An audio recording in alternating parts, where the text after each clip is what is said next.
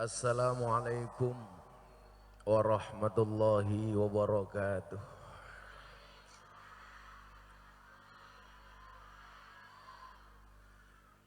Alhamdulillahi rabbil alamin wa kafa. Assalatu wassalamu ala sayyidina Muhammadinil Mustafa wa ala alihi wa sahbihi ahli sidqi wal wafa. Rabbi israh li sadri wa yassir li amri wahlul 'uqdatam min lisani yafqahu qawli, amma ba'du. Hadratal muhtaramin, para masyayikh, para kiai, tokoh agama, tokoh masyarakat yang segenap panitia pengajian dalam rangka PPTL opo kuwi, Paguyuban Pemuda-Pemudi Tanjung Lor,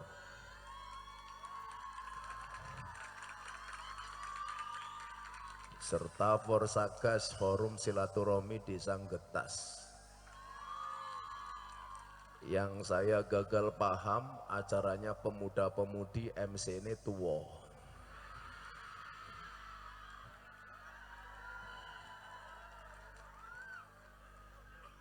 Atau orang tua yang sok muda. Atau mungkin usianya kolonial tapi seleranya milenial. MC kita Bapak Tile, jenenge sapa Tile iki? Sahabat Ansor Banser, pemuda Pancasila, dan seluruh warga masyarakat Getas yang berbahagia.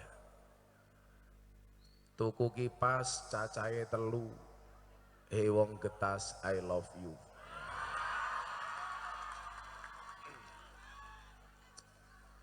Alhamdulillahirabbil alamin.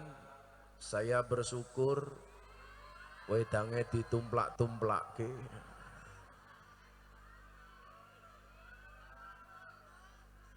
Ngundang kiai kon munggane gunung, kopine gelase cilik.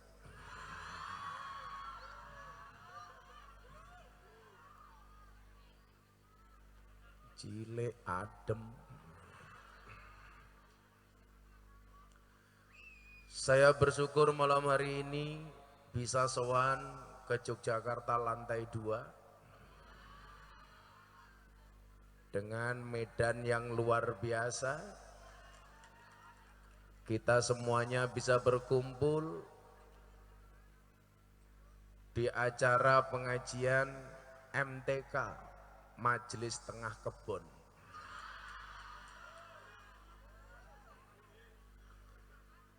Yang mudah-mudahan dengan kondisi apapun tidak mengurangi rasa syukur kita kepada Allah Subhanahu wa Ta'ala. Amin.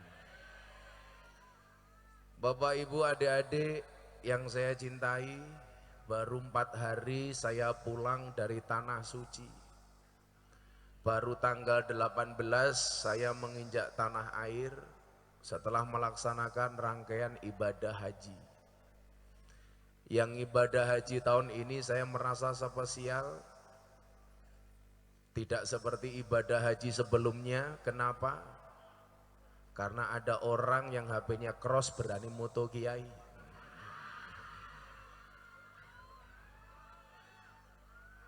Sok pede.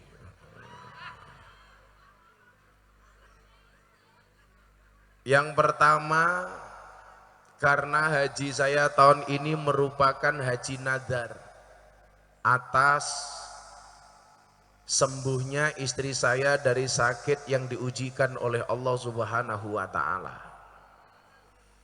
Maka bapak-bapak nyuwun sewu, kalau Anda punya istri sakit, yang pertama kalau pengen sembuh tolong jaga pola pikir istri Anda. Jangan istrinya sakit, suaminya kakean pola. Betul, Bu? Banyak istrinya yang sakit justru suaminya seperti batik, kakean pola. Kemudian yang kedua apa? Yang kedua, bernadarlah dengan sesuatu yang baik dan kira-kira bisa dilaksanakan. Jangan sampai nadar sifatnya maksiat. Kemudian yang kedua, nadar yang kira-kira Anda tidak bisa melaksanakan. Contoh umpamanya ada pemuda getas, saya sakit, kalau sembuh saya akan menikah dengan Luna Maya. Itu nadar yang sifatnya seperti cecak nguntal cagak. Saya waktu itu ketika istri saya sakit, dokternya bilang sama saya, Gus, istri Anda hanya mampu bertahan hidup 3-5 tahun saja. Waktu itu dokternya bilang seperti itu. Saya baru pulang pengajian dari Palembang, dipanggil ke rumah sakit, dokternya ngomong dengan santainya, mohon maaf ya Gus, istri Anda hanya mampu bertahan hidup 3 tahun. Saya waktu itu Pak nyuwun sewu, kalau saya bukan orang terkenal tak gebuk cangkeme dokter ini. Saya sowan Abah Lutfi di Pekalongan, Maulana Habib Lutfi bin Yahya mengatakan, le bojomu mari, dokter ki dudu Gusti Allah. Saya akhirnya optimis. Bapak Ibu adik-adik, apa bedanya orang optimis dan pesimis? Orang optimis itu melihat peluang dalam masalah, sementara orang pesimis melihat masalah dalam peluang. Begitu istri saya sakit, yang perlu saya lakukan satu. Allah berfirman, wa idza maridtu fahuwa yasfin.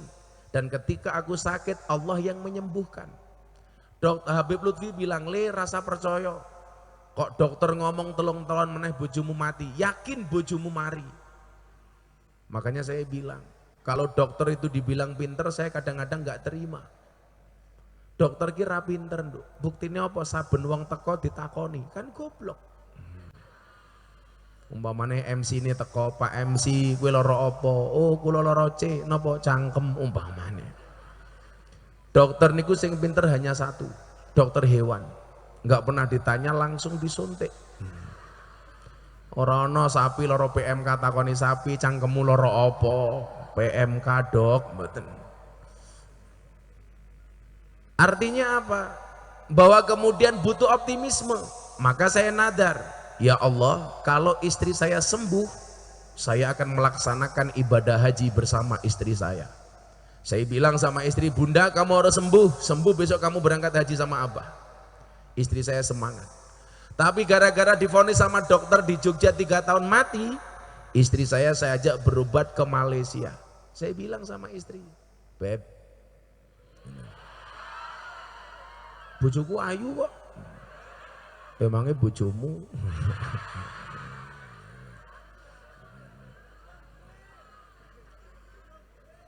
Masa orang duwe bojo iki?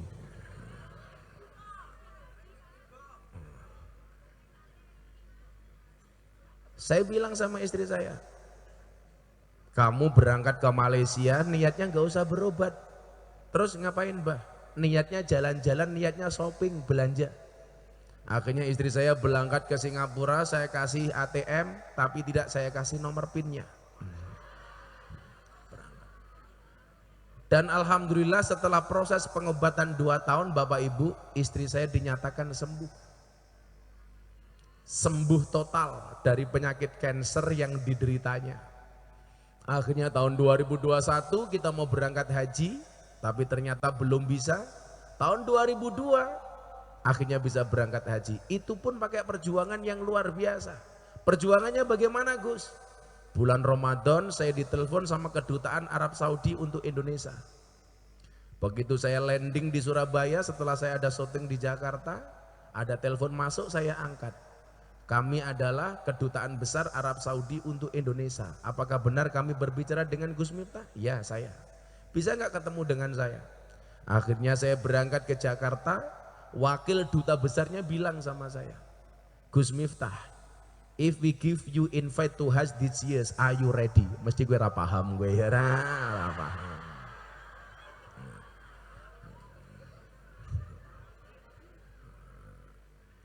Bahasa Inggris itu gampang kok Nduk. Buku bahasa Inggrisnya book, buku jatuh gedebuk. Jam tangan bahasa Inggrisnya clock, jam tangan rusak oklok. Kucing bahasa Inggrisnya cat, kucing sikile papat, cat bien.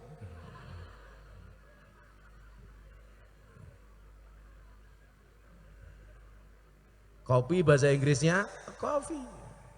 Kopi gelasnya cilik, raragat.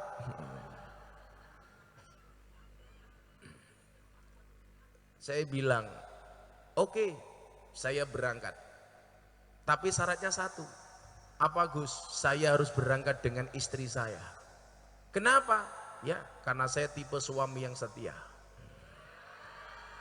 Saya punya prinsip, lelaki yang hebat bukan lelaki yang mencintai banyak wanita, tetapi mencintai satu wanita dengan banyak cara.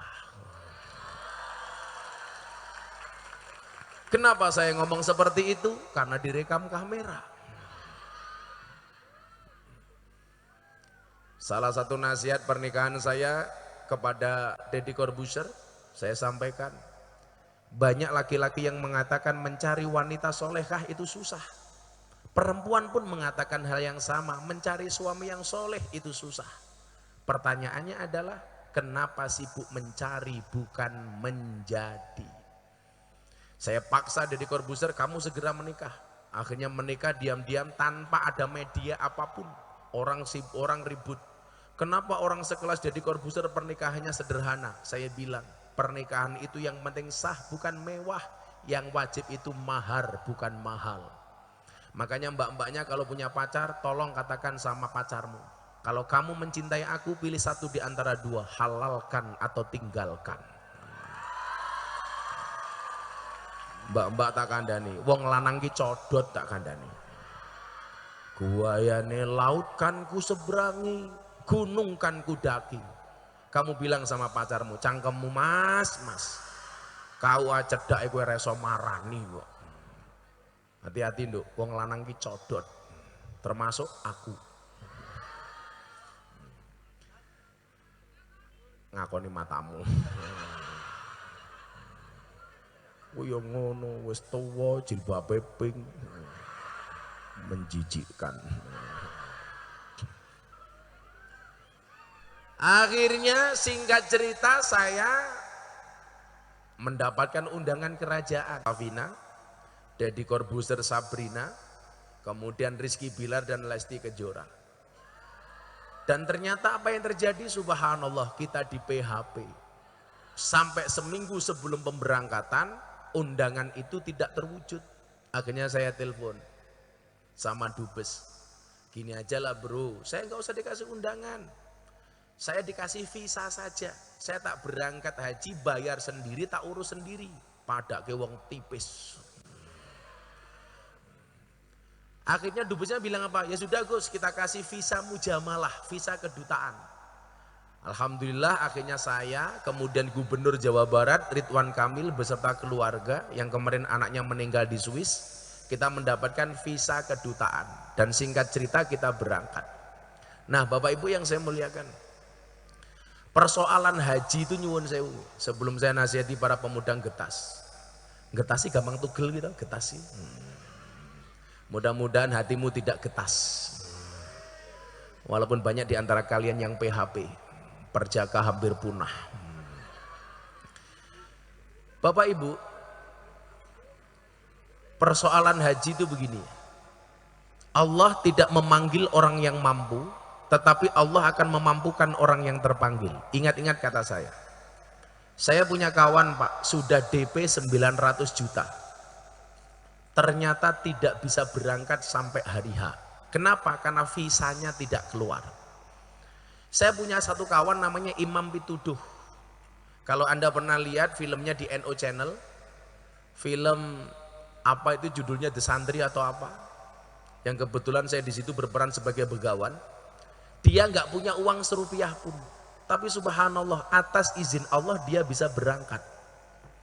Maka hari ini Anda yang merasa nggak punya uang, santai saja, jadilah orang yang pantas untuk dipanggil Allah, ziarah Makkah Madinah. Caranya bagaimana? Pantaskanlah amalmu di hadapan Allah, maka Allah akan memantaskan hidupmu. Ini tidak hanya persoalan haji Bapak Ibu, dalam semua hal termasuk kehidupan. Kalau memang hidup kita pengen dipantaskan oleh Allah, maka syaratnya satu, amalmu harus pantas. Kenapa selama ini hidup kita tidak pernah dipantaskan oleh Allah? Karena barangkali amal-amal kita kurang pantas. Contoh yang paling sederhana, dengan terpaksa saya gunakan contoh gelas kecil ini. Kopi dingin, sangit. Saya biasanya kalau minum kopi yang panas, kenapa? Jangan pernah kamu sesali kopimu dingin. Kenapa? Karena ketika hangat tidak pernah kau hargai. Kalau ini dingin, sangit, tengklepret. Kere.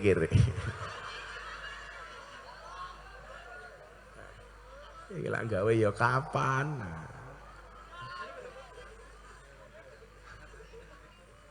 Kopi ini cilik, tegane cilik. Pemuda getas. Bapak Ibu, saya kasih contoh yang paling sederhana. Saya punya gelas, saya analogikan secara sederhana begini. Satu, harus bersih. Kalau gelasnya kotor, walaupun sudah ada kopi, teh, jeruk, tetap saja dia tidak bisa masuk. Kenapa? Karena gelasnya kotor. Kalau dipaksa dimasuki kopi, teh, jeruk, tetap saja nggak bisa diminum. Siapa yang mau minum dari gelas yang kotor? Sederhananya adalah, kalau kamu pengen dekat dengan rahmatnya Allah, dengan rezeki dan anugerahnya Allah, jadikanlah dirimu diri yang bersih. Bersihkanlah hatimu, bersihkanlah jiwamu, maka rezeki itu akan mendekat. Kalau kamu bersih, orang-orang di sekelilingmu menolak kamu, Allah tetap saja kasih. Allahumma la mani'a lima a'taita wa la mu'tiya lima mana'ta. Kalau kemudian Allah berkehendak, qulillahumma malikal mulki tu'til mulka man tasha' wa tanzi'ul mulka mimman tasha'. Kalau Anda datang ke pondok saya, di utara pondok ada tembok perbatasan dengan makam. Jadi pondok saya itu istimewa, selatan saya pendeta, utara saya kuburan. Dan alhamdulillah seumur hidup saya tidak pernah bertengkar dengan tetangga selatan saya, utara saya, kuburan. Nah, di situ ada tembok, ada tulisannya apa? Qulillahumma malikal mulki tu'til mulka man tasha'. Saya terjemahkan dalam bahasa Jawa apa? Gunung Kidul rungokno. Jalmo tan kena kiniro. Makanya kenapa kita itu tidak bisa meremehkan orang lain? Saya ingat betul, awal saya membuat pesantren tahun 2011, semua orang meremehkan saya. Lungguh do, ingat mereka datang pengen melihat wajahku, tidak pengen melihat bokongmu. Tahun 2011 saya buat pesantren, semua orang meremehkan saya. Allah Miftah, nasape ora jelas wong tuane sopo, ngerti-ngerti gawe pondok ning Yogja. Saya ngaji di lokalisasi, semua orang meremehkan saya. Banyak orang menghina saya. Apa yang dilakukan oleh Gus Miftah pengajian di lokalisasi itu memalukan. Saya jawab, kalau yang saya lakukan pengajian di lokalisasi itu memalukan, lebih memalukan mana ketika kita melihat kemaksiatan diam tanpa memberikan solusi apapun kepada mereka. Semua orang apa? Underestimate dengan yang saya lakukan. Tetapi kalau kemudian Allah sudah berkehendak, jalmotan kena kiniro, kamu gak bisa meremehkan orang. Hari ini mungkin pemuda getas, manggone ning gunung, masuk kampung dalane subhanallah. Serasa diajar ombak tanpa air. Itulah bedanya sarkem sama getas. Bedanya apa? Getas banyak jalan berlubang, sarkem banyak lubang berjalan.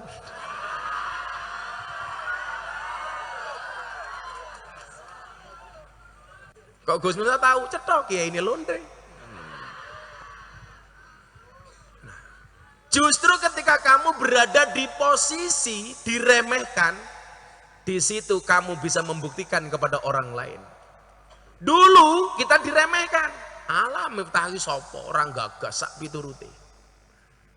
Tapi kemudian apa? Atas underestimate-nya orang kepada kita, jangan kamu menjadi pribadi yang insecure. Apa nduk? Enggak percaya diri. Jadilah pribadi yang confident, tapi jangan over confident. Jadilah orang yang percaya diri, tapi jangan over percaya diri. Di saat orang meremehkan saya bilang, ketika ada orang mengatakan mimpimu terlalu besar, katakan kepada mereka, bukan mimpiku yang terlalu besar, tetapi pikiran kalian yang terlalu kecil. Maka kalau ada orang diremehkan, saya katakan, ingat, masa depan itu seperti sekumpulan tempe. Artinya apa? Enggak ada yang tahu. Biyen kula diremehke, Pak. Saya itu dulu pakai jaket Banser, konco-konco Banser tak kandani. Saya ngawal Habib Lutfi sama Ki Entus Susmono acara di Kerapia. Hanya gara-gara saya pakai jaket Banser, saya disidang sama teman-teman Banser. Kayak Miftah nganggo jaket Banser songkong ngendi, ora tahu diklat kok melu nganggo jaket Banser. Padahal demi Allah, Banser kota itu kalau punya acara sing ngeragati saya. Waktu itu ketuanya Gus Jaroh. Ditanya lagi, Miftah kok diceluk Gus ki anake sapa? Ya Allah, saya nggak perlu cerita kalau saya merupakan keturunan Mbah Muhammad Besari bin Abdul bin Anom Besari bin Abdullah Mursad bin Raden Demang bin Pangeran Deman bin Ratu Jukulo. Muhammad Besari punya anak namanya Kiai Ilyas, Kiai Ilyas punya anak namanya Nyai Madarum, Nyai Madarum punya anak namanya Jalal Usman, Jalal Usman punya anak namanya nyuwun sewu Mbah Boniran, Mbah Boniran punya anak namanya Muhammad Usman, Muhammad Usman punya anak namanya Muhammad Murodi, Muhammad Murodi punya anak namanya Miftah Maulana Habibur Rahman. Saya paling nggak suka membicarakan nasab. Seorang pemuda harus mengatakan apa? Innal fata mayakuluha anada. Ini lo saya. Bukan ini lo bapak saya. Makanya istri saya dulu keren. Dia dilamar 3 orang. 1 polisi, 2 kepala desa, 3 anggota DPRD, yang keempat saya pengangguran. Bapak ibunya milih salah satu di antara 3. Saya belas nggak dilirik, cahireng dekil, baju nira tahu ganti. Untung akhirnya diterima saya. Kalau sampai saya ditolak akan saya katakan, di balik kesuksesan seorang laki-laki akan ada banyak mantan yang menyesali. Wow. Gagal ya. Bapak ibunya milih yang 3 orang itu, istri saya milih saya. Istri saya bilang, saya milih yang keempat. Kenapa? Karena saya setuju dengan visi misinya. Saya waktu ditanya, kelebihan kamu apa Mas? Oh, kelebihan saya cuma 1 Pak. Kekurangan kamu apa? Cuma 1. Kelebihan kamu apa? Banyak kekurangan. Kekuranganmu? Gak punya kelebihan, modar gue aku. Tapi di saat kita diremehkan, disitulah kemudian ada potensi kita untuk membalikkan fakta dan keadaan. Wecah nom-nom rumah noli. Senajan rupamu rupa susah, rupamu kayak kota infak, santai wae lah.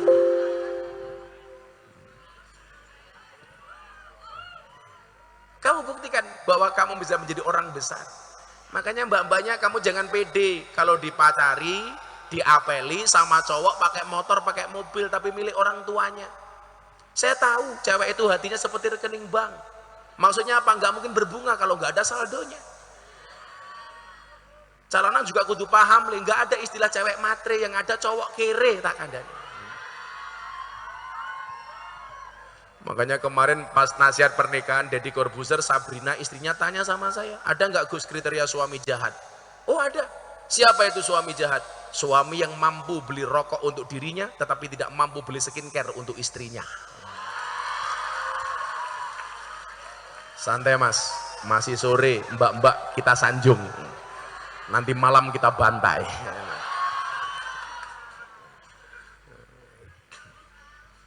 Kena mental, mbak-mbak mulai bilang kok geting aku. Jalmotan kena gini roh, kita nggak bisa meremehkan orang lain. Hari ini yang Anda remehkan justru berpotensi akan membalikkan keadaan. Ingat, hidup di dunia tidak semudah membolak-balikkan tangan, tapi dengan tangan kita bisa membolak-balikkan dunia. Makanya kita diingatkan, kulillahumma malikal mulki tu'til mulka man tasa. Allah akan memberikan kekuasaan kepada siapapun yang dikehendaki. Wa tanzi'ul mulka mimman tasa, dan akan mencabut kekuasaan dari siapapun yang dikehendaki.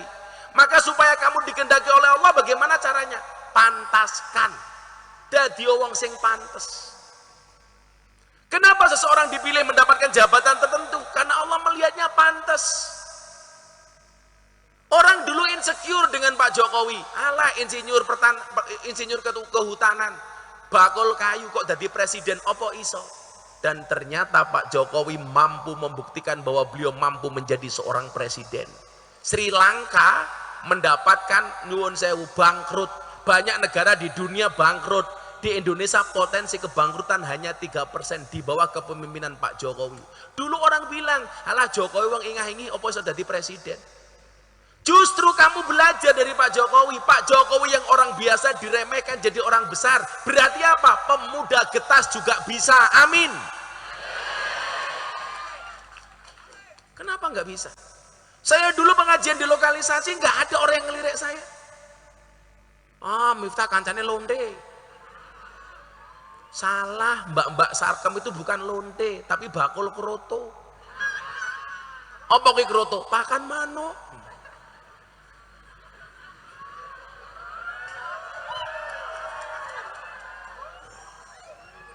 Mila ibu-ibu mengke dalu kondur ketemu bojone matur sing apik, Bapak punapa dalu menika panjenengan ngersake kroto.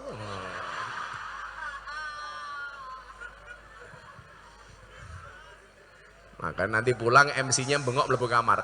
Kroto, kroto.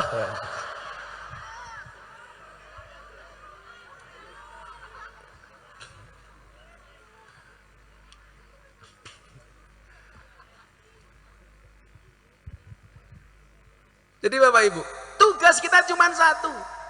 Dadi wong tua sing pantas supaya duwe anak sing diangkat derajate karo Gusti Allah. Anak juga seperti itu.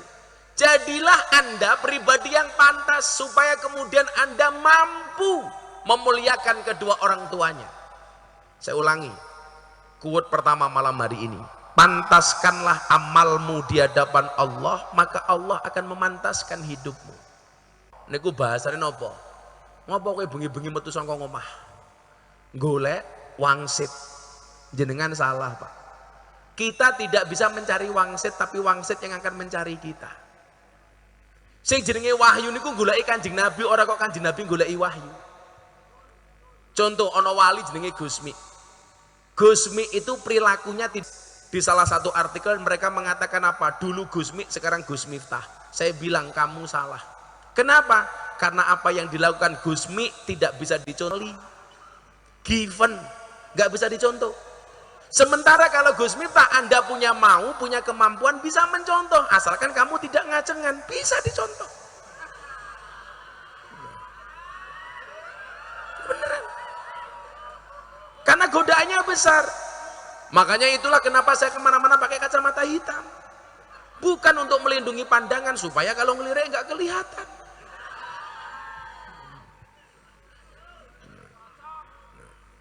Cocok matamu, cocok.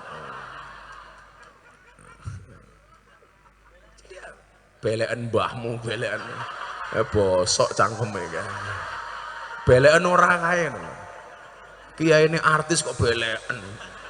Pada ke MC getas.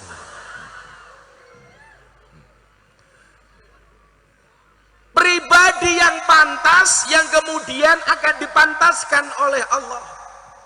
Skenarionya bagaimana? Skenarionya ikut Allah. Wa makaru wa makarallah wallahu khairul makirin. Coba, skenarionya Allah kadang-kadang lucu, Pak. Ngerti cerita Nabi Musa? Fir'aun itu kan buat pengumuman. Bayi lahir dalam keadaan laki-laki dibunuh. Beda dengan zaman jahiliyah. Bayi perempuan dibunuh. Kenapa Fir'aun yang dibunuh bayi laki-laki? Karena menurut informasi dari dukunnya Fir'aun, bayi laki-laki berpotensi akan menjadi kompetitornya Fir'aun. Kalau zaman jahiliyah yang dibunuh bayi perempuan. Kenapa? Karena perempuan dianggap boros. Jane ho'o. Wong lanang wong wedok iki boros ndile. Wedok. Mati ni wong lanang karo wong wedok tak takon. Kain kafane luwih kandel lanang napa wedok? Wedok. Jajal, Pak. Wong wedok iki wis modar lho, cek boros tak kandhani. Apa meneh urip, ya Allah. Jajal bandingke sing getas lanang karo getas wedok. Beda le. Raine natural sing lanang, ngene. Sing lanang jajal mau nganggo baju siji, katok siji, malah mungkin ra sempakan. Jajal sing wedok, ya Allah. Alis ketok apik ya lukisan, rai ketok rata ya wedaan, irung ketok mancung ya suntikan. Untu ketok rapi yo kawatan, body ketok dhuwur yo sandal jinjitan, susu ketok gede yo mergo ganjelan. Ngono wong wedok bengak-bengok, wong lanang tukang ngapusi. Sing ngapusi ki raimu ki lho tak kandhani. Kok geting aku. Tapi ya kuwi nduk sing dirawat ki ra mung raine, sikile. Mila ana istilah buah belimbing di atas getek, wajahnya glowing, tungkaknya meletek-meletek.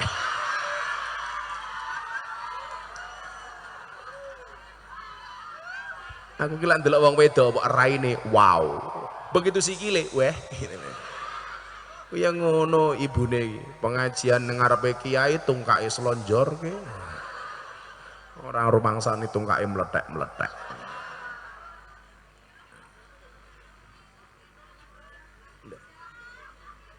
Kabeh iki lak mung asas kepantasan. Contoh ngeten mawon ta. Gus Miftah kok sak nggon-nggon nganggo blangkon. Mergone kula pantes nganggo blangkon. Pantes. Cara bahasane wong Jawa napa demes. Niki wingi kula umroh haji nganggo blangkon. Wong Arab niku senenge rampung. Kula niku dianggap unik kalih wong Arab karena dua hal. Siji kula nganggo blangkon, loro rambut kula gondrong. Teng Arab Saudi niku jarang wong lanang sing rambute gondrong. Mila begitu kula mlebu toko pengen blonjo kali bojo kula, langsung wong Arab mesti wow, cantik matamu aku. Lanang cantik aku. Rambut kula dilus-lus, Pak. Anda memanjangkan rambut berapa tahun? Tak jawab istri nasanah 20 tahun. Wow, amazing. Blangkon kula dijaluk mahada. Iki apa? Mumet ndasku. Blangkon bahasa Arab apa? Akhirnya kula jawab hada blangkon. Kemudian takoni meneh, mau blangkon. Blangkon kuwi apa? Mumet aku. Akhirnya kula jawab ina urok si wadai endas. Akhirnya dicekal-cekal niki lak bendol niki. Niki lak bendol. Takoni meneh, "Wa mahada, sing bendol iki apa?" Aku bingung, apa iki? Akhirnya kula jawab, "Hada mondolan." Akhirnya blangkon kula dijaluk, "Taal, dijaluk diambung. Ya kecut kok goblok aku. Aku ora tau ngambung aku. Karena kepantasan. Tapi aja ngremehke blangkon kunduk. Kemarin muktamar NU di Lampung, saya lelang blangkon. Seumur hidup saya pernah lelang blangkon 2 kali. Yang pertama acara santunan untuk santri di Jawa Timur. Acara di TV 9. Saya lelang blangkon terjual 200 juta. Saya sumbangkan untuk santri di Jawa Timur.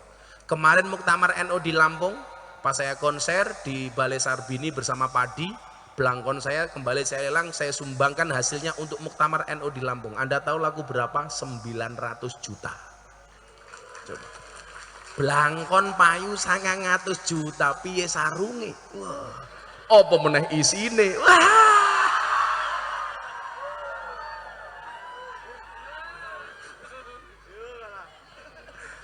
Kalau ketawa-ketawa aja dan jangan diempet-empet. Oh ya, biasa aja dan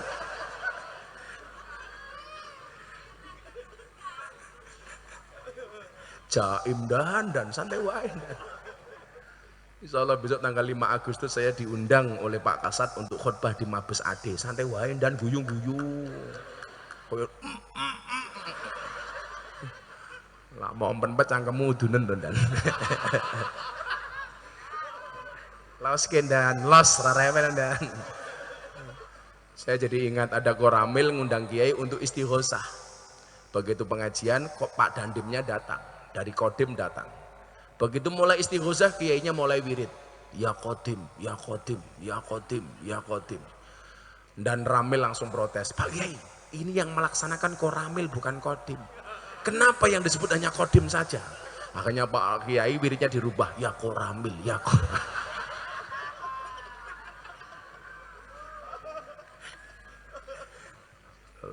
Alhamdulillah polisi, tentara kompak nggih.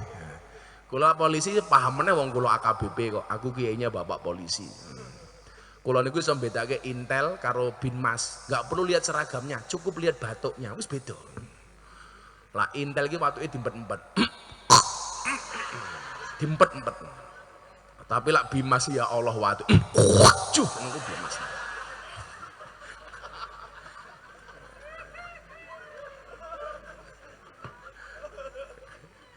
Kula wengi nembe posting teng Instagram, rame nih umum. Kula ngomong, ada polisi nembak polisi di rumahnya polisi, ditangkap sama polisi dan diperiksa oleh polisi. Bagaimana sikap kita terhadap kasus polisi? Percayakan saja sama polisi. Lah iya toh? Saya yakin di bawah polisi insya Allah Polri tetap presisi, tetap mawon. Awake dhewe ini kadang-kadang wis skeptis dhisik. Alah, paling yo mung ditutup-tutupi. Wis to, percaya mawon. Isu ini sudah dilihat tidak hanya di Indonesia sampai Asia, menjadi berita headline di mana-mana. Lah kudune awake dhewe dadi wong Indonesia niku nyuwun sewu percaya mawon dengan penegakan hukum, ora usah kakean cangkem. Kula wingi ngobrol kali Pak Kabak Intelkam Mabes Polri, mantan Kapolda DIY, Pak Komjen Ahmad Doviri. Gus, menurut Gus Miftah, polisi Indonesia saiki piye Gus? Wah, apik dan. Sing rusak iki mung siji, merusak citra polisi. Sopo Gus? Polisi Cilukba. Piye wi Gus? Ning lampu merah menggok ngiwa moro-moro. Iya. Diancok ya. Sing rusak iki mung asline. Guyu ae dan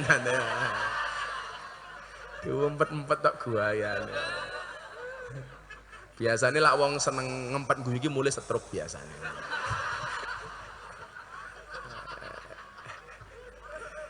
Semoga Pak Tentara panjang umur. Pak sinten namine niki? Pak sinten? Pak Yudi. Pak Yudi ini saya pesan beliau orang baik. Tolong jangan dikubur sebelum mati ya. Tentarane langsung bisik-bisik karo kancane. Asu. Ayo selawatan dhisik yuk. Shallu ala Nabi Muhammad. Shallu ala Nabi Muhammad kok Allahu Akbar goblok. Iki yo ngono panitane. Supaya kopine gelasnya cilik nyuguh degan bono kambil ya Allah. Tak ombel yo mulai silitku kereminan nih. Jangan, iki wong kene iki rasa bedake degan karo kambil mo ya. Pak Yudi, iki kambil apa degan Pak Yudi? Kambil iki, Bro. Lan jenengan jawab degan iki katarak matane. Iki tok kambil iki. Kere. Ayo ta selawat. Kerja. Sangoni ro. Oh dereng. Padha. Rasa ngarep-ngarep sangu. Diamplopi diterompo. Diamplopi diterima, enggak diamplopi panitane di WA. Piye karepmu ngono. MC ini ora njaluk sangu. Muga-muga MC ini mlebu surga dhisik dhewe. Amin. Mangkat bar pengajian. Amin.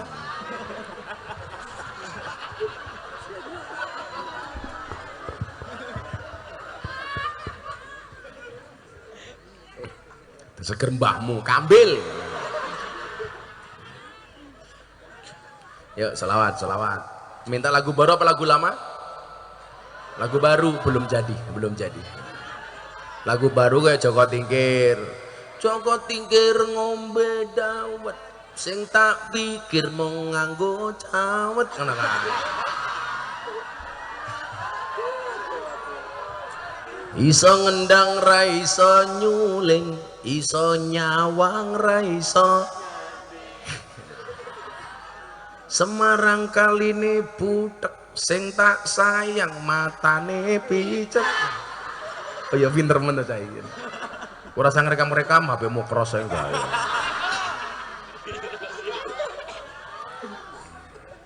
Ya sing gampang wae sing Pak, sing tua-tua sing iso. Ayo Pak Tentara selawatan apa lo Pak Tentara? Awakmu ki lak rabi karo tentara. Mesti anake akeh. Tenang, soalnya push up kuat. Mbak-mbak gila golek bojo, golek polisi apa tentara. Apapun yang kamu mau jawabannya cuma satu, siap dan 86 laksanakan. Mas, aku pengen dawet, siap dan laksanakan. Malam Jumat, Mas aku kelon, siap dan laksanakan. Tapi lak bocah lanang golek bojo guru TK. Kuwi mlebu kamar, bojomu langsung takon, Mas, masih ingat pelajaran kemarin? Ya. Jawaban lupa Mama. Bojomu mesti jawab, ayo Pak ulangi lagi. Iya.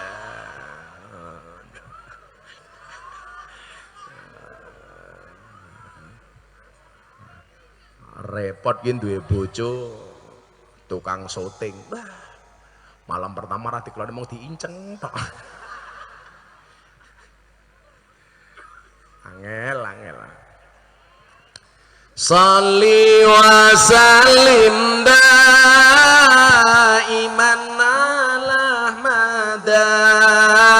Shalli wa sallim daiman ala Ahmada wal ali wal ashabi man qad wahada wal ali wal ashabi man qad wahada. Salam salli wa sallim daiman ala Ahmada. Salli wa sallim daiman ala Ahmada ali wal ashabi man qad wahada wal ali wal ashabi man qad wahada. Apa wong bisa ki duwe HP? Gak ada HP mboten? Ono flash apa ora? Oke, HP-mu Nokia 3315. Ora ono flash iki. Tapi sing gak ada HP, HP-ne diangkat. Sing ora duwe HP cangkeme mrenges. Ngomong loro sing duwe HP iki.